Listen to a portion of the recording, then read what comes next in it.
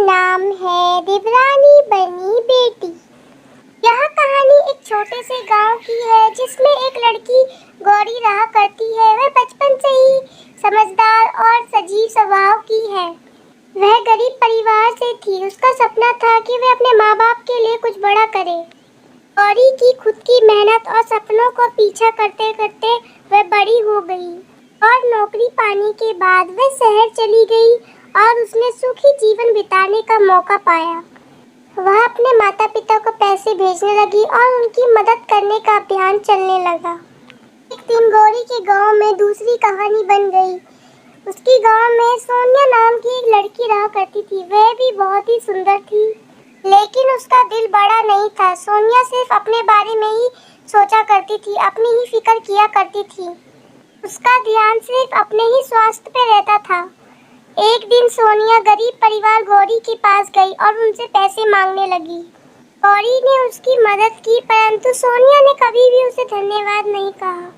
वह सिर्फ और सिर्फ अपने ही लाभ के बारे में सोचा करती थी।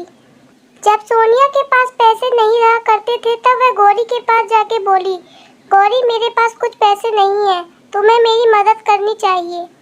गौरी ने सोचा कि मैंने तो सोनिया की मदद कर चुकी हूँ, वह तो उसकी मदद करेगी, लेकिन वह गलती थी। सोनिया ने गौरी से कहा, तू मेरी देवरानी बन जा, मेरे घर के सारे काम करेगी और मेरे सारे काम करेगी।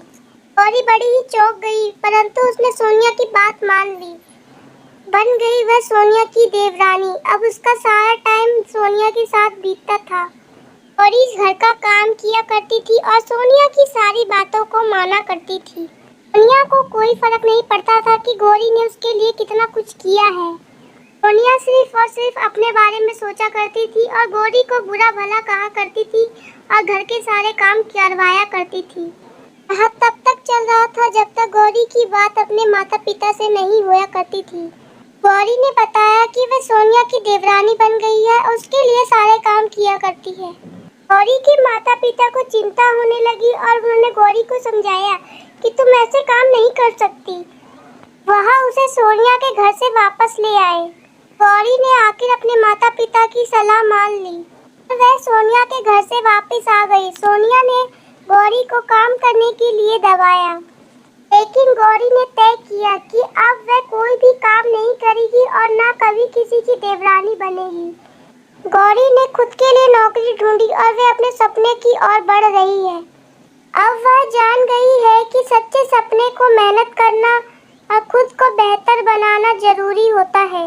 हमें इस कहानी से यह सीख मिली कि हमें किसी की देवरानी बनने के बजाय खुद के लिए बेहतर और मेहनती बनना जरूरी होता है। खुद के सपनों को पूरा करने के लिए समर्पित और संघर्षशील रहना जरूरी होता है। आप सभी को ये स्टोरी कैसी लगी? अगर अच्छी लगी तो लाइक करें, कमेंट करें, सब्सक्राइब करें। मिलते हैं नेक्स्ट वीडियो में। बाय।